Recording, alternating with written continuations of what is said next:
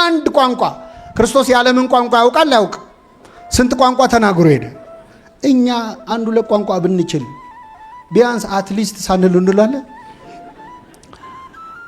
እኔ በጣም ይገርመኛል ገበሬዎች ጋር ትንሽ የተማረ ሰው ሄድና ግራ አጋብቷቸው ይሄን እንግሊዘኛ የተወሰኑ ተርሞች አሉ ምንድነው አንዱ ኤንጂኦ ሄዶ ፈንድ አለ ምን ፈንድ የሚባል ኤንጂኦ ነውና ፈንዱ እንዲያረግላቸዋል በፈንዱ ብዙ ከዛ አንዱ ገበሬ ተነሳና ካልፈነዳና አይሰጠንም ማለት በጣም የሚገርም ነገር ላምብብላችሁ በእውነት ስምዖን አቀፈው ስምዖን የኦሪት ካህን ነው ክርስቶስ የእግዚአብሔር በግ ነው አይደለም ነው አይደለም የወንጌል መስዋዕት አለ ክርስቶስን እኮ ነው የአዲስ ኪዳኑ በግ ክርስቶስን የኦሪቱ ካህን ተሸከመው ስምዖን አረጋዊው ማለት ተሸከመው እንዳይሰዋው ጊዜው ገና አልደረሰም በጉ አሁን አይደለም የሚሰዋው ስለዚህ ወደ እናቱ መለሰው ይላል ክርስቶስን ያቀፉ ጥልቅ ሐዘን ያለባቸው ሕፃኑን ክርስቶስ ሲያቅፉት ይጽናኑ ነበር እንደውም ቅዱስ ኤፍሬም ደግሞ ምን አለ አንተ ሕፃን ሆይ ሰዎች ስራ እንዲሰሩ የፍቅርህን ማሰሪያ ፍታላቸው ይላል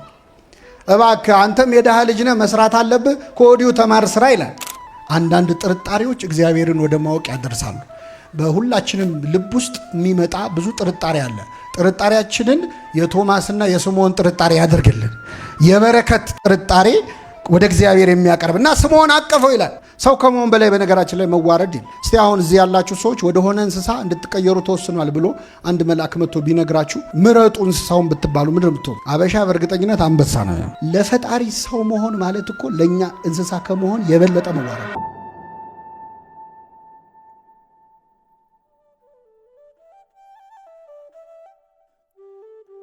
አባ ጊዮርጊስ በጣም ይገረምበታል እንግዲህ የጌታችን ልደት ሕፃንነት ላይ ብዙ ቅዱሳን አባቶቻችን አድንቀዋል ሕፃን መሆኑ ያስገርመናል አምላክ ሕፃን መሆኑ ከሕፃንነት ሰው መሆኑ መጀመሪያ ሰው ከመሆን በላይ በነገራችን ላይ መዋረድ ይል እስቲ አሁን እዚህ ያላችሁ ሰዎች ወደ ሆነ እንስሳ እንድትቀየሩ ተወስኗል ብሎ አንድ መልአክ መጥቶ ቢነግራችሁ ምረጡ እንስሳውን ብትባሉ ምንድን ነው አበሻ በእርግጠኝነት አንበሳ ነው ጊዮን ሆቴል አንበሳ ግቢ ነው ሁላችን ትንሽ ዝቅ ካለ ነብር ማን ነው ሸለበጥማጥ መሆን የሚፈልግ አይጥ ምናምን መሆን የሚፈልግ የለም ከእንስሳም ከብረን ማለት መርጠን ደና እንስሳ ነው ለፈጣሪ ሰው መሆን ማለት እኮ ለኛ እንስሳ ከመሆን የበለጠ መዋረድ ምን ትውቱ ንዴት ዘንበለ ከዊነሰብ ሰው ከመሆን በላይ መዋረድ ምን አለ ለእግዚአብሔር ሰው መሆን ይገርመናል ሰው ከመሆኑ በላይ ደግሞ ሕፃን መሆን ብዙ ሰዎች ክርስቶስ ማስታወስ የማይፈልገው የልጅነት ታሪክ ያለው ይመስል የልጅነቱ ታሪክ እንዲተረክ አይፈልጉ ወደ መስቀሉ ቶሎ ወደ መስቀሉ ሂዱ ይላሉ እንደ ጌታ መሰቀል ከሆነ ዓላማው በ30 ዓመቱ መጥቶ 3 ዓመት በደንብ አስተምሮ ተሰቅሎ ማድረግ ይችላል አይችልም ልጅነቱ ምን አመጣው ጉዳይ ስላለው ከተጸነሰ ጀምሮ ድህነታችን ይጀምራል ስለዚህ ሚናቅ አይደለ ሕፃን መሆኑ በጣም ያስገርመናል እሱ ሕፃን መሆኑ አይገርማችሁ እግዚአብሔር ሰማይንና ምድርን የዘረጋው አምላክ እጆቹን ይዛ ድንግል ማርያም የመጀመሪያ እርምጃዎቹን እየዳኸ ሲሄድ እኮ የመራችው እመቤታችን ነች እስቲ አስቡት ፈጣሪን ና ብሎ እንደ ሕፃን ማቀፍ ሁላችሁም ሕፃን አቅፋችሁ ታውቃላችሁ ክርስቶስን ማቀፍ እንዴት ያለ ነው በነገራችን ላይ አረጋዊ መንፈሳዊ ክርስቶስ ሕፃን እያለ የማይጠገብ ሕፃን ነበረ በመሰረቱ ሕፃን እንዲሁ አይጠገብም ክርስቶስ ሲሆን አስቡት የማይጠገብ ሕፃን ነበርና ሰዎች ይናጠቁት ነበር የዮሴፍ ልጆች ይናጠቁት ነበር ጎረቤቶች ይናጠቁት ነበርና አረጋዊ መንፈሳዊ በራእይ አየ የዮሴፍን ቤት እና ክርስቶስ በሕፃን እጁ የዮሴፍን ቤት ግርግዳ እንዲህ እያደረገ እየነካ ሲሄድ ታየው የዮሴፍን ቤት ግርግዳውን ስመው ዘንድ ማን በሰጠኛል ምን ነው እዛ ቤት በተገኘው ሕፃኑን ክርስቶስን ይሻሙት ነበረ እናቱ እባካችሁ ኧረ መልሱልኝ እስክትል ድረስ አምጡት ልጄ ነው እንዳትል ሕፃን ተወልዶልናል ወንድ ልጅም የሁላችንም ልጅ ነው የሷ ብቻ አይደለም ስለዚህ እናጠቁት ነበር ይህንን ሕፃን አቅፋ ከሐዘኗ ያልተጽናናች ማን አለች ይላል ክርስቶስን ያቀፉ ጥልቅ ሐዘን ያለባቸው ሕፃኑን ክርስቶስ ሲያቅፉት ይጽናኑ ነበር እንደውም ቅዱስ ኤፍሬም ደግሞ ምን አለ አንተ ሕፃን ሆይ ሰዎች ስራ እንዲሰሩ የፍቅርህን ማሰሪያ ፍታላቸው ይላል እባክህ አንተም የደሃ ልጅ ነህ መስራት አለብህ ከወዲሁ ተማር ስራ ይላል ስራ ተማር የፍቅርህን ማሰሪያ ፍታላቸው ማንም ሊተወው አይሻም ነበር ክርስቶስ እና አባ ጊዮርጊስ ሕፃንነቱን በጣም ያደንቃል ካደነቀው ነገር አንዱ የመጀመሪያው ሕፃናትን የሚስል ሰዓሊ ሕፃናትን በማህፀን የሚስላቸው አምላክ ራሱ ተሳለ ሕፃን ሆኖ መሳሉ ይገርመኛል አለ። ሁለተኛ ሙሴ ከድንጋይ ላይ ከአለት ላይ ውሃ አፍልቆ የለ እሱ ደግሞ ለሚጠጣው ከእናቱ የድንግልና ወተትን አፈለቀ ይለ። ወልዳ አይደለም ወተት የተገኘው ከሷ ወተት አፈለቀ ለራሱ። ምን አይነት ሕፃን ነው የሚጠጣውን የሚያፈልቅ ሕፃን ሳይ ይገርመኛል ይላል። ከዚያ ደግሞ አፉን እስኪፈታ የቆየው ጊዜ ይገርመዋል አባ ጊዮርጊስ። አረ ሲጀመር ተጸንሶም ያለበት ስንትን 275 ቀናት ይላል አባ ጊዮርጊስ። አስባቸው ጌታ ሆይ እነዛን 275 ቀናት በእናት ማህፀን የቆያቸውን አስብና ማረኝ ይለምነዋል። ከዛ ከተወለደ በኋላ እንዴት ነው አፉን የፈታው? አፉን እስኪፈታ ያለው የተኮላተፈበት ጊዜን ሲያስበው ይጨነቃል። የሕፃንነትን ስርዓት እንዳያጎድል አፉን የሚፈታበት ዘመን እስኪፈጸም ድረስ ጥቂት እያለ በዕብራይስጥ ልሳን ሲናገር ኖረ ይላል። በጥቂቱ አደገ ክርስቶስ። በነገራችን ላይ እኛ በጥቂቱ ማደግ የሚባል ነገር አንወድም። ባዮሎጂካሊ ብንወድም ባንወድም የምናድገው በምንድን ነው? በጥቂት ነው። ግን በጥቂቱ ማደግ እኮ አይፈልግም ሰው። በአንድ ቀን መክበር ነው አይደል? ችሎታው ኖሯቸው አሁን እኛ የታክሲ ሰልፍ እንኳን በስነ ስርዓት እንሰልፋለን። ነፍሰ ጡር ነኝ፣ ሆዴን አሞኛል፣ የኔ አስቸኳይ ነው። እንደኛ ሰልፍ የሚያበላሻል እንደ ኢትዮጵያ መቼስ ባህላችን ነው አንዱ። ሰልፍ አንወድም፣ ያቁነጠነጠናል። ቀስ ማለት ኮኔክሽን ያለው ስልጣን ያለው ሰው ዘመድ ያለው ሰው ሰልፉን ረግጦ ሄዶ ጉዳዩን ቶሎ መጨረስ ነው ይፈልግ። ክርስቶስ ማድረግ ይችላል አይችልም? ግን ቀስ በቀስ አደገ፣ እንደ ሕፃናት ቀስ በቀስ አደገ። አባ ጊዮርጊስ ይህን ያደንቃል። ተኮላተፈ። ከዛስ አፉን ከፈታ በኋላ ደግሞ ፊደል ሊማር ቁጭ አለ። ክርስቶስ ፊደል ሊማር መቀመጡን አባ ጊዮርጊስ ለሙሴ በሲና ተራራ ላይ በጽላት ላይ በጣቶቹ የጻፈው እሱ መሆኑን እያሰበ ነው የሚገረመው። ለሙሴ 10ቱ ትእዛዛትን በጣቱ የጻፈው አምላክ ፊደል ሊማር ቁጭ አለ። ያውቀዋል እኮ። አሁን እኛ የምናውቀውን ነገር መቼስ ሰው እናስጨርሳለን። እንኳን ልንማር የሆነ ታሪክ እንኳን ሲጀመር መጨረሻውን አውቀዋለሁ ነው ምንለው አይደል? እያወቀ ቁጭ ብሎ ተማረ። በጣም የመጨረሻ ላይ ያነሳው አባ ጊዮርጊስ የክርስቶስ ሕፃንነት ላይ ምንድን ነው ይሄ? በእውነት ለእኛ እንዴት ትምህርት መሰላችሁ? በባቢሎን ቋንቋን የበተነ እርሱ ይላል። በባቢሎን የዓለምን ቋንቋ የበታተነው ማን ነው? እሱ ነው። በሰናኦር ሜዳ አንድ ዕብራይስጥ ነው ሲናገር የኖረው ይላል። ላንብብላችሁ። የባቢሎንን ቋንቋ የበተነ እርሱ እናቱ በተፈጠረችበት ልሳን በዕብራይስጥ ሲናገር ኖረ ይላል። እስኪ በሉ እናቱ በተፈጠረችበት ቋንቋ። በጣም ደስ የሚል ነው። ማዘር ታንግ የመጣው ከዚህ ነው መሰለኝ። እናቱ የተፈጠረችበት ቋንቋ፣ አንድ ቋንቋ። ክርስቶስ የዓለምን ቋንቋ ያውቃል አያውቅ? ስንት ቋንቋ ተናግሮ ሄደ። እኛ አንድ ሁለት ቋንቋ ብንችል ቢያንስ አትሊስት ሳንል እንላለን። እኔ በጣም ይገርመኛል። ገበሬዎች ጋር ትንሽ የተማረ ሰው ይሄድና ግራ አጋብቷቸው ይሄን እንግሊዘኛ የተወሰኑ ተርሞች አሉ። ምንድነው አንዱ ኤንጂኦ ሄዶ ፈንድ አለ፣ ምን ፈንድ የሚባል ኤንጂኦ ነውና ፈንዱ እንዲያረግላቸዋል በፈንዱ ብዙ። ከዛ አንዱ ገበሬ ተነሳና ካልፈነዳን አይሰጠንም ማለት ነው። እኛ ትንሽ የምናውቀው ቋንቋ መከራ ነው የምታሳየን። ይጠፋናል። እንግሊዘኛውን አንችለውም፣ ግን አማርኛ ይጠፋናል። ክርስቶስ የዓለምን ቋንቋ እያወቀ በስንት ቋንቋ ተናገረ? በአንድ ቋንቋ። ለሐዋርያ ስንት ቋንቋ ሰጣቸው? 72። በእኔ የሚያምን እኔ የማደርገውን ያደርጋል፣ እውነት እላችኋለሁ ከዚያም በላይ ያደርጋል። እሱ በቃሉ ፈወሰ፣ በጥላው አልፈወሰም። ክርስቶስ በጥላው ፈወሰ አይደል? ሐዋርያቱን ግን ጥላቸው እንዲፈውስ አደረገ። ጴጥሮስ ጥላው ፈወሰ። የሰው ጥላ ይፈውሳል እንዴ? ጥሩ እኮ አይደለም። ራሱ የታመመ ሰው ቤት ጥላ ምን ጥላ ነው የሚባል? የሰው ጥላ ጥሩ አይደለም አይደል? ግን የጴጥሮስ ጥላው ፈወሰ። ለምን ፈወሰ? ፀሐይ ጽድቅ ክርስቶስ አረፈበታ። ክርስቶስ ሲያርፍበት ጥላ ይፈውሳል። የጴጥሮስ ጨርቁ፣ የጳውሎስ ጨርቁ ፈወሰ። ክርስቶስ ጨርቁን ሰጥቶ አልፈወሰም። ከሱ በላይ እንዲያደርጉ አደረጋቸው። አባ ጊዮርጊስ ነው የሚለው ይሄን አባ ጊዮርጊስ። ስለዚህ ሕፃኑን ያደንቃል። ከምእመን እስከ ዲያቆን እስከ ንፍቀ ዲያቆን አናጉንስጢስ እያንዳንዱን የቤተ ክርስቲያን የክህነት ማዕረጋት በሙሉ ክርስቶስ አልፏል ይላል። ይህ ሕፃን ይገርመኛል። እንደ ምእመን ቁጭ ብሎ ሲማር አገኘሁት በቤተ መቅደስ። ከአይሁድ መምህራን እግር ስር ቁጭ ብሎ ሲማር አገኘሁት። ከዛስ እንደ አናጉንስጢስ የኢሳያስን መጽሐፍ አነበበ። ወከሲቶ ረከበ ሀበ ይብል የሚለው ማለት እንደዚህ የሚል አገኘ ገልጦ ለድሆች ወንጌልን ሰብካለሁ የሚለው ማለት እንደ አናጉንስጢስ አነበበ። እንደ ዲያቆናት የተሾሙት መጀመሪያ ምግብ ለማስተናገድ አልነበረ? እንደ ዲያቆናት ደግሞ 5 እንጀራና 2 ዓሣ አበርክቶ ሕዝቡን ምን አለ? መገበ። እንደ ጳጳስ እንደ ኤጲስቆጶስ እፍ አለባቸው፣ መንፈስ ቅዱስን ተቀበሉ፣ ሁሉንም የክህነት ማዕረግ ፈጽመዋል ብሎ አባ ጊዮርጊስ ያደንቃል። ልደቱን ቦታ ያደንቃል። ልደቱን ራሱ ያደንቃል። ከዛ የተወለደውን ሕፃን ያደንቃል። ሶስተኛ ጠቅለል አድርገን የምንመለከተው አባ ጊዮርጊስ ዘጋስጫ የጌታ ልደት ሲናገር በጌታ ልደት ዙሪያ ያሉ ሰዎችንም አብሮ ያነሳቸዋል፣ ይገረምባቸዋል። 4 ሰዎች ላንሳላችሁና ወደ ማጠቃለያው እመጣለሁ።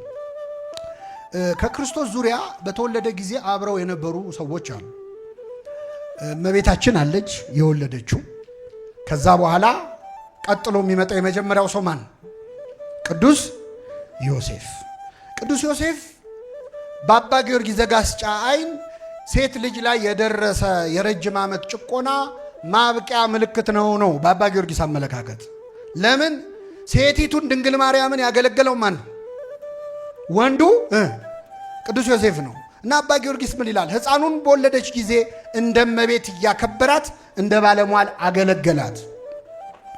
የሴት መገዛት ወደ ወንድ ተመለሰ ይላል። እስቲ በሉ ሴቶች፣ የሴት መገዛት አይ በሉ እንጂ ደስ ብሏችኋል እኮ።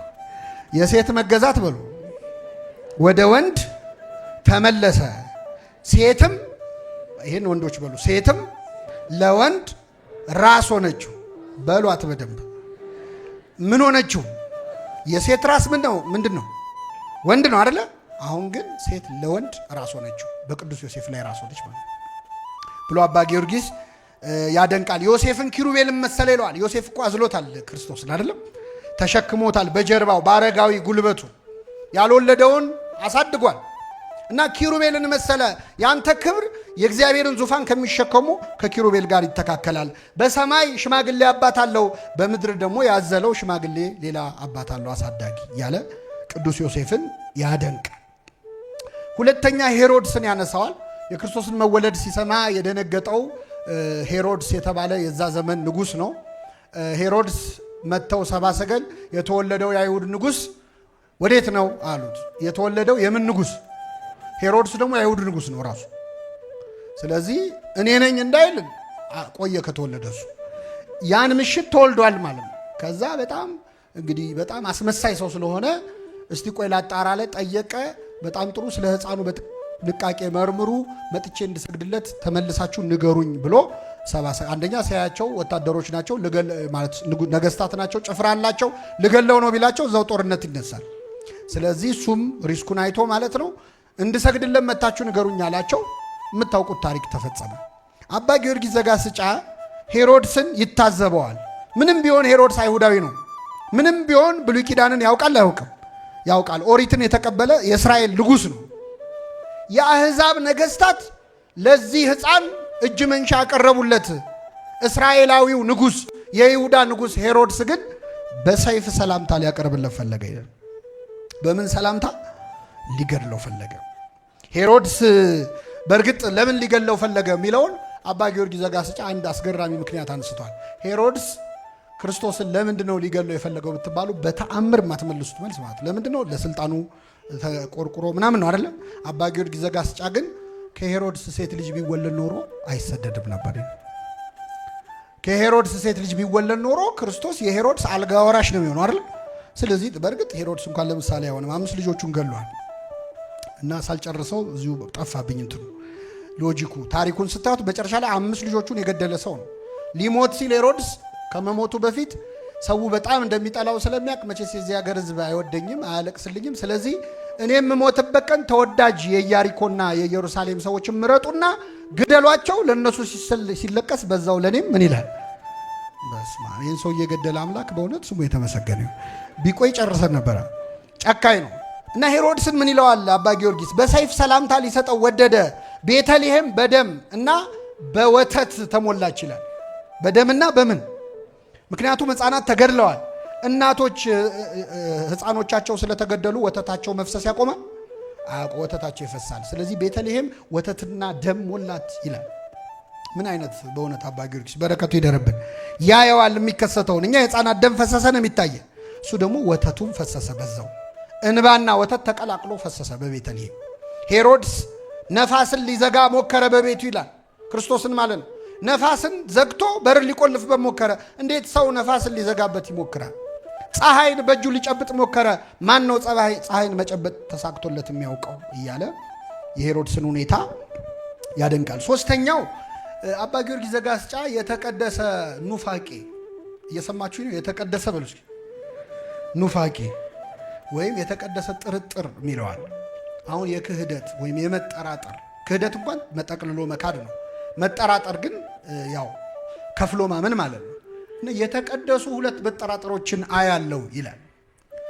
የመጀመሪያው ጌታችን መድኃኒታችን ኢየሱስ ክርስቶስ ከመወለዱ አስቀድሞ የብሉያትን መጽሐፍት እንዲተረጉሙ የሰባው ሊቃናት ትርጉምን እንዲተረጉሙ ከተመደቡ ሰዎች መካከል ስምዖን የተባለ አረጋዊ ሰው እነሆ ድንግል ትጸንሳለች ወንድ ልጅም ብሎ የተጻፈውን ቃል ሲያይ ድንግል ትጸንሳለች የሚለው አያስኬድም፣ ድንግል ከሆነች ከጸነሰች በኋላ ድንግል የሚለው አይሰራም ብሎ ስህተት ነው ብሎ በዕብራይስጥ ሌላ ቃል ቀይሮ ይጽፈዋል። ጽፎት ጨርሶ ሲመለስ ቦታው ላይ ሲመለስ ያ ቃል እንደነበረው ድንግል ተብሎ ተጽፎ ይገጥመዋል። ሲደጋገምበት ይሄ ነገር እንዴት ይሆናል ብሎ ሲጠይቅ እግዚአብሔር መልአኩን ልኮ ይህ እስኪፈጸም ድረስ ታያለህ በአካል እስከዚያ ድረስ አትሞትም ተባለ። በጌታ የተቀባውን ሳያይ እንዳይሞት በመንፈስ ቅዱስ ተረድቶ ነበር ይላል። ክርስቶስን ሳያይ እንዳይሞት ማለት ክርስቶስን ሳናይ ከመሞት ይሰወራል። አይገርም? ክርስቶስን ሳያይ እንዳይሞት ቃል ተገባለት። ከዛ ቤተ መቅደስ ሆኖ ሳለ እመቤታችን ታቅፈው መጣች ወደ ቤተ መቅደስ። ስምዖን ይህንን ሕፃን አቀፈውና ሳመው። ዓይኖቼ ማዳንህን አይተዋልና ባሪያህን አሰናብተው፣ አንተን ባዩ ዓይኖቼ ሌላ ነገር ሳላይ ወሰደኛል። ሕፃን አቅፎ ለሕፃኑ የጸለያለ እኛ መሃል አባ ጊዮርጊስ ሕፃኑን አቅፎ ለመነው ይላል። እባክህ አሳርፈኝ ብሎ ለምኖ ለእናቱ መለሰው ይላል። ክርስቶስ ሁላችንን ያሳርፈን። ከማርያም ተቀብሎ አቀፈው። እስኪ በሉ ከማርያም ተቀብሎ፣ እኛ ከሷ ተቀብለን ያቀፍ ነው በነገራችን። ከዛ ሳመው አሳርፈኝ ብሎ ወደ እናቱ መለሰው እና አባ ጊዮርጊስ ዘጋስጫ ስምዖንን ክርስቶስን ለማቀፍ ያበቃው ምንድን ነው ይላል። ምንድን ነው ክርስቶስን ለማቀፍ ያበቃው? አትፍሩ፣ ጥርጣሬው ነው። ባይጠራጠር ኖሮ ነው እንዴ ብሎ እንደነበረ ቢጽፈው ኖሮ ክርስቶስን ያቅፈዋል? አያቅፈውም። እንዴት አይነት የተቀደሰ ጥርጣሬ ነው! አባ ጊዮርጊስ እንዲህ ይላል፣ ጥርጥሩ በደል ሆኖ አልተቆጠረበትም። ኢሳይያስ ስለ እርሱ ትንቢት የተናገረለትን ስሙ አማኑኤል የተባለን ሕፃን ወደ ማቀፍ አደረሰው እንጂ ወንድሞቹን ያስካደ። ሌላም ጥርጥሩ የጠቀመው ሰው አውቃለሁ አለ። ቶማስ ሐዋርያው ጌታ ተነስቷል ሲሉት አላምንም አለ። ከዛ ጌታ ተገልጾ ና ዳሰኝ ብሎ እጅን ወደ ጎኔ አግባ ብሎ ወደ ቁስሉ እጁ እንዲሰድ አደረገ። አባ ጊዮርጊስ እንዲህ ይላል፣ የቶማስ ጥርጥሩ ከበደል እንዳልተቆጠረበት ጥርጥሩ የመድኃኔ ዓለምን እትራቶቹን ወይም ጠባሳውን ወደ መዳሰስ እንዳደረሰው እግዚአብሔር የወደደው ሰው ብፁዕ ነው ይላል። እግዚአብሔር የወደደው ሰው ብፁዕ ነው። ቁስሉ አይመረቅዝም፣ ጠባሳውን አይጸየፈውም፣ ኃጢአቶቹን በእግዚአብሔር ፊት አይታሰብበትም። ኃጢአቱ ያልታሰበችበት ሰው ምን ያለ ነው? የተመሰገነ ነው ይላል። አንዳንድ ጥርጣሬዎች እግዚአብሔርን ወደ ማወቅ ያደርሳሉ። በሁላችንም ልብ ውስጥ የሚመጣ ብዙ ጥርጣሬ አለ። ጥርጣሬያችንን የቶማስና የስምዖን ጥርጣሬ ያደርግልን። የበረከት ጥርጣሬ ወደ እግዚአብሔር የሚያቀርብ እና ስምዖን አቀፈው ይላል። በጣም የሚገርም ነገር ላንብብላችሁ። በእውነት ስምዖን አቀፈው። ስምዖን የኦሪት ካህን ነው። ክርስቶስ የእግዚአብሔር በግ ነው። አይደለም? ነው አይደለም? የወንጌል መስዋዕት አለ። ክርስቶስን እኮ ነው የአዲስ ኪዳኑ በግ። ክርስቶስን የኦሪቱ ካህን ተሸከመው። ስምዖን አረጋዊው ማለት ተሸከመው። እንዳይሰዋው ጊዜው ገና አልደረሰም። በጉ አሁን አይደለም የሚሰዋው።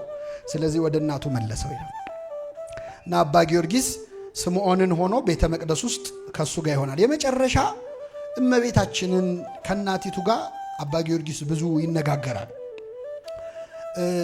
አባ ጊዮርጊስ ስለ እመቤታችን የሚናገረውን ነገር ለመረዳት አንድ ቅድም እንዳልኳችሁ መጽሐፍ ቅዱስ ማንበብ፣ ሁለተኛ እመቤታችንን የማይወድ ሰው ሊገባው አይችልም። ቅዱስ ያዕቆብ ዘስሩግ ያለው አንድ ነገር አለ። አንዳንድ ሰዎች በቃ እኛና እሷ አንድ ነን እኩል ነን አይነት ስሜት እህታችን ናት ብለው ከክርስቲያኖች አንዱ ሊያረጓት ይሞክራሉ። ድንግል ማርያም እሷ ለአምላክ ምኑ ነች? እኛ ምኖቹ እህት ወንድም፣ አክስትና አጎት ልንሆን ማለት ነው። እግዚአብሔር ያሳያችሁ። ለእግዚአብሔር እናት ተብላ ለእኛ እህቴ ናት ማለት ድፍረት ነው። ከክርስቲያኖች እንዳንዱ ሊያረጓት መጀመሪያ ጌታን የተቀበለችው እሷ ነች ይላል። እንዳንተ ኮንሰፕቱን አይደለም የተቀበለችው፣ ጸንሳው ነው በማዕፀኗን ያደረው የወለደችው እሷ ነች። እና ልክን ካለማወቅ የሚመጣ ድፍረት አለ። ቅዱስ ያዕቆብ ዘሱርግ ምን ይላል? ጆሮው ለማይሰማ ሰው ምንም ጆሮ የማይሰማ ከሆነ በነጎድጓድ ድምፅና በሹክሹክታ መሃል ምንም ልዩነት የለም፣ ያው ናቸው። ስለዚህ ድንግል ማርያምና እኛ ያው ነች የሚል ሰው ጆሮው ላይ ነው ችግሩ። መረዳት አለብን። አይኑ ለማያይ ሰው በሻማ መብራትና በፀሐይ መሃል ምንም ልዩነት የለም። ፀሐይ በራች፣ ሻማ በራ፣ ያው ነው። መብራት አንድ ነው። ይሄም መብራት ያም መብራት ይላል። እሷም ሰው እኛም ሰው ይላል። እኛ በጸሎት የምናናገረውን አምላክ እኮ ነው አቅፋ ያናገረችው። ኮንሰፕቱን አይደለም ያመነችው። ወንጌል የተፈጸመው እሷ ማህፀን ውስጥ ነው፣ ሰውነቷ ውስጥ ነው። ኤልሳቤጥ እንኳን ዮሐንስን ጸንሳ ስንት ነገር ተናገረች እኮ። የሰላምታች ድምፅ በጆሮዬ በገባ ጊዜ ጽንሱ በማህፀኔ። በእመቤታችን ማህፀን ምንድን ነው የሆነው? መናገር የማይቻል ለዛ ነው ዝም ያለችው። ዝምተኛ የሆነችው በነገራችን ላይ እመቤታችን እኛ ብትናገረው የማንሸከመው ነገር ስለሆነ እንጂ የሚነገር ጠፍቷት አይደለም። እጄን ያዙኝ አለቻቸው ይላሉ ሐዋርያት። በጣም ከባድ ነው ለማሰብ በእውነት ለመግለጽ እንዲህ ሆነ ብሎ ለመናገር በዚህ በስጋዊ መንፈስ ሆነ ልናየው አንችልም፣ ስለማንሸከመው ነው። አባ ጊዮርጊስን 3 ቃላት ነገረችው። እነዚህን ቃላት አውጥተህ ብትናገራቸው ሰማይና ምድር ያልፋሉ አለችው ይላል። ምን ነገረችው አናውቅ። ትንሽ ከእሷ ጋር የተነጋገሩ ይራቀቃሉ። ዮሐንስ ከእሷ ጋር 14 ዓመት ቢቆይ የዮሐንስ ራእይ የዮሐንስ ወንጌል በቃ ጌታ ከደረቷ አስጠግታ ያሳደገችውን እናቱን ከደረቱ ተጠግቶ ለነበረው ለዮሐንስ ሰጠው። ስለዚህ ክርስቶስን ለማወቅ መጀመሪያ ከደረቱ መጠጋት፣ ከዛ ደግሞ ክርስቶስ ከደረቱ ወደ አስጠጋችው ወደ እናቱ ሊልክህ ይገባል። እንደዛ ነው። ወደ እሷ ቀረብ ያሉ ሰዎች እንደዚህ ነው። ዮሐንስ ድምጿን ሰማ፣ ዓለም አስጠላው። ልክ ስምዖን አይኖቼ ማዳንህን ባሪያን አሰናብት እንዳለ ጆሮው የአምላክን እናት ድምፅ ሰምቶ ዓለም ላይ ሌላ ወሬ መስማት አስጠልቶ በረሃ ገባ። ይመንናሉ የእሷ ነገር የገባቸው ሰዎች ማለት ዓለም ያስጠላቸው። ድንጋይ ተንተርሶ አይደለ ያን መሰላል ያየው ስምዖን ያዕቆብ። ድንጋይ መንተራስ ያስፈልጋል እሷን ለማየት በነገራችን። እና አባ ጊዮርጊስ እመቤታችንን የገለጸበት ምስጋና መጀመሪያ እሷ ይገባታል አይገባትም ምናምን አይነት ጭቅጭቅ ላይ ያለ ሰው እንዳታነቡት፣ አትድከሙ። ስግደት ይገባታል አይገባትም ብለን እንከራከራለን እኛ። እሱ ጥላዋ ያረፈበትን ቦታ እስመው ዘንድ ማን በፈቀደልኝ ይላል። ስግደቱን ተዉት እና እሱ ያለበት ደረጃና እኛ ያለንበት ደረጃ በጣም ርቀት አለ። እና አባ ጊዮርጊስ ስለ እመቤታችን በጣም ብዙ ነገር ብሏል። የራሱ መልክዓ ማርያም አለው። ለዓይኖችሽ፣ ለከንፈሮችሽ፣ ለጆሮዎችሽ፣ ለእጆችሽ ብለን የምንጸለየውን ጸሎት የአባ ጊዮርጊስ ይለያል። ለምሳሌ ሁሉን የሚመግበውን ለመገቡ ጡቶችሽ ይላል። ያለ ጉጠት የእሳትን ፍም ለያዙ እጆችሽ ይላል። እግዚአብሔር እሳት ነው አይደለም? አምላካችን በእውነት የሚያቃጥል እሳት ነው ይላል ቅዱስ ጳውሎስ። የሚያቃጥል እሳት ነው። የሚያቃጥለውን እሳት አቅፈዋለች ድንግል ማርያም። በሌላ ቦታ አባ ጊዮርጊስ ምን ይላል? ላም እሳት ወለደች የሚል አባባል ታውቃላችሁ? እስኪ በሉ። ላም ምን ወለደች? ከዛስ እንዳትልሰው ፈጃት፣ እንዳትወው ምን ሆነባት? እሳት የወለደችው ላም እመቤታችን ነች። ላም እሳት የወለደችው እሷ ነች። ሀዳስ ጣይዋ የምትባል እመቤታችን፣ አዲሲቱ ጥጃ እምቦሳ የተባለች እሳት የወለደችው ግን ስትልሰው አልፈጃትም። አቀፈችው፣ ሰውነቷ ውስጥ አደረ፣ አላቃጠላትም። አባ ጊዮርጊስ ያለ ፍም ልክ ከትንቢተ ኢሳይያስ ምዕራፍ 6 ወስዶ እኮ ነው። ሱራፊ እንኳን በጉጠት ነው አደለ ፍሙን የያዘው። ያለ ፍም እሳት ለያዘ እጅሽ ሰላም ታቀርባለሁ። ስለ ልጅሽ መከራ ላለቀሱ አይኖችሽ እናቴ እማማ በማለት ሲጠራሽ የሚጣፍጠውን ድምፁን ለሰሙ ጆሮችሽ ይላል። በሕፃን አፍ ሲጠራት ሰምተዋለች እመቤታችን። እንዴት ነበር ድምፁ? ጆሮዋ ጋር ተጠግቶ ሲያናገራት እሱን ለሰሙ ጆሮችሽ ሰላምታ አቀርባለሁ። የሰውነቱን መዓዛ ላሸተቱ አፍንጫዎችሽ ይላል። አባ ጊዮርጊስ የራሱ ምስጋና አለው።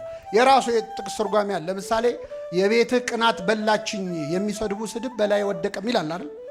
አዎ ምንድነው ጌታችን በቤቱ በምኩራብ ሲሸጡ ሲለውጡ አይቶ የቤት ቅናት በላችኝ፣ የሚሰድቡ ስድብ በላይ ወደቀ። አንተን በምድረ በዳ እግዚአብሔር ከዚህ ሰማይ መና ሊያወርድ ይችላልን ብለው የሰደቡ ስድብ እኔን ደግሞ ይህ ሰው እንድንበላ እንጀራውን ስጋውን ሊሰጠን ይችላልን ብለው ደገሙኝ ይህን ስድብ። ስለዚህ ነፍሴን በጾም አስመረርኳት የሚለው ጌታ ቤተ መቅደሱን ገብቶ ሲያጸዳ የተፈጸመ ነው። አባ ጊዮርጊስ ግን ይሄ ጥቅስ ለምኩራብ አይደለም ይላል። ከድንግል ማርያም በላይ ምን ቤት አለው እግዚአብሔር ይላል። የቤት ቅናት በላችኝ ማለት እናትህን የሚሳደቡትን ስድብ ስሰማ አልቻልኩም። የሚሰድቡ ስድብ በላይ ወደቀ። እሷን መሳደብ አንተን መሳደብ ነውና ሲሰድቡ ወደቀ። በድንግልና መወለድህን ሲሰድቡ መሸከም አልቻልኩም። ነፍሴን በጾም አስመረርኳት። ይህ አባ ጊዮርጊስ ዘጋስጫ ትርጓሜ ነው። የበኩር ልጇን እስክትወልድ ድረስ አላወቃትም። እነ ቅዱስ ጄሮም የራሳቸው ትርጉም ተርጉመዋል። አባ ጊዮርጊስ ዘጋስጫ ግን ዮሴፍ ሲያያት ህብረ መልኳ ይቀያየር ነበር። ብርሌ ውስጥ ቢጫ ነገር ሲገባ ቢጫ፣ ቀይ ነገር ሲገባ ቀይ እንደሚሆን ጠርሙስ ውስጥ መዓዛ መለኮት ወደ ሰውነቷ በገባ ጊዜ በጸነሰችው ጊዜ ፊቷ እንኳን አምላክን ጸንሳ እንዲት ሴት ነፍሰ ጡር እያለች ፊቷ ሰውነቷ ምን ይላል? ይቀያየራል። ስለዚህ ዮሴፍ አላወቃትም የበኩር ልጇን ምን እስክትል። በወለደች ጊዜ ግን መላእክት መጥተው ሲዘምሩ፣ ሰብአ ሰገል መጥተው ሲሰግዱ፣ ዙሪያዋን በስጦታ ተከባ ሲያያት ቅዱስ ኤፍሬም ሶርያዊ ልጄ ሆይ ለአንተ በመጡ ስጦታዎች ተከበብኩ ይላል። ድንግል ማርያምን ወክሎ በልጇ እጅ መንሻዎች ተከባ ሲያያት አወቃት። የበኩር ልጇን ምን ስትወልድ አወቃት። ከወለደች በኋላ የማያውቋት ሰዎች አሉ። አሁን ዮሴፍ ያላወቃት ምን እስክትወልድ እንዴት ከወለደች በኋላ አያውቋትም ሰዎች? አቅፋው እያዩ እንዴት አውቋት? እና አባ ጊዮርጊስ በዚህ መንገድ ተመልክቶታል። እመቤታችንን በጣም ይቀርባታል፣ ይጸልያል። ይህንን ነግሬያቸው አበቃለሁ። አባ ጊዮርጊስ ከእመቤታችን ጋር በምስጢር ያወራል፣ ይመሳጠራል። ለልጅሽ አማልጅኝ ወይ ጸልይልኝ ቅድስቶ ለምኝልን አይደለም፣ እንዲህ ብለሽ ለምኙ ይላታል። ሐሳብ ያቀርባል። እኔ አንድ ሁለቱን ልንገራችሁ። በጣም የሚገርመው የአባ ጊዮርጊስንም ትትና ለእመቤታችን ያለውን ፍቅርም ለእግዚአብሔር ያለውን ክብርም ያሳያል። ለምሳሌ ለልጅሽ እንደዚህ በይው፣ ከዚህ ወራዳ ትቢያ ጋር ለምን ትከራከራለህ? ዝም ብለህ ብትምረው አይሻልም? ማረው። ለአንተ እንዴት ይህንን ትቢያ አፈር መቅጣት ምን ያደርግልሃል? በይው ለልጅሽ ይላል። በከመ ልማድኪ በሊ ለፍሬ ከርስኪ ካህሊ ደግሞ ይላል አይደል?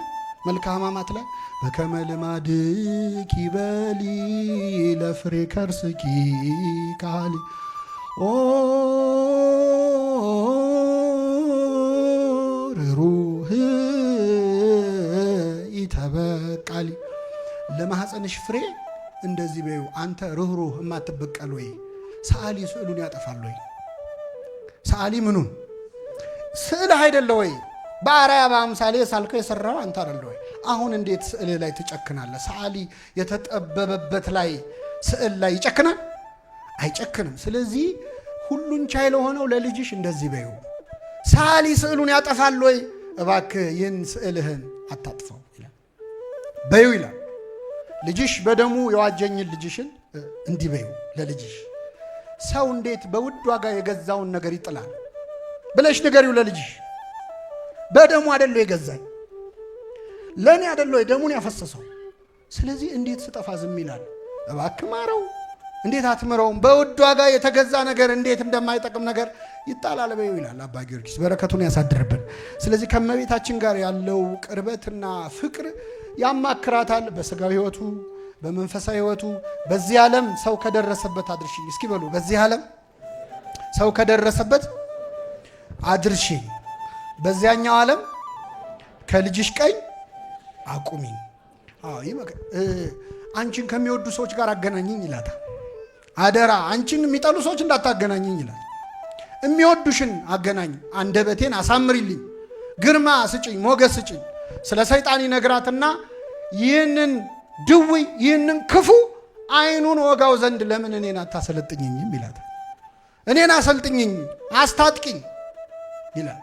በእውነት የሃይማኖት ጥግ ትምክህትና ትትና አብሮ እንደሚነገር ልክ እንደ ቅዱስ ጳውሎስ እኔንም ያህለኝ የለም ይላል። በምግባሬ የረከስኩ ነኝ፣ በሃይማኖቴ ግን ማን ይደርስብኛል ይላል። አምነዋለሁ፣ በማመኔ ከፍ ያልኩ ነኝ፣ በምግባሬ ግን የተዋረድኩ ነኝ። ስለዚህ ነገሌን ምራ የለ ወይ ይሄንንም ማረው በይው ብሎ እመቤታችንን ቅዱሳንን የሁሉም ቅዱሳን ህብረት የሚጠራ ነው። የጌታን ልደት እንዴት አድርጎ እንደ አከበረ እንደዘመረ አባ ጊዮርጊስ እዛ የተገኘ አብሮ ከሰባ ሰገል ጋር የተገኘ ይመስላል። እችን አንብቤ ልውረድ። የአምላክ ልጅ ሰው የመሆኑን በዓል እናድርግ፣ የተሸከመችውን ማኅፀን እናመስግን፣ ላቀፉት ጉልበቶች እንስገድ፣ ላሳደጉት ጡቶች እንዘምር፣ የዳሰሱትን እጆች እናመስግን፣ ለሳሙት ከንፈሮች እናሸብሽብ፣ ከእረኞች ጋር ምስጋናን እናቅርብ፣ ከሰባ ሰገል ጋር እጅ እንንሳ፣ እንደ ዮሴፍ እናድንቅ፣ እንደ ሶሎሜ እናገልግል፣ በተኛበት በረት እንስገድ፣ በተጠቀለለበት በረት እንንበርከክ። እግዚአብሔር ሰው ሆነ፣ ሴት ልጅም የእግዚአብሔር እናት ሆነች። ለእርሱ ምስጋና ይሁን፣ ለእርሱም ስግደት ይገባል፣ ለዘላለሙ አሜን። ወስብሐት ለእግዚአብሔር።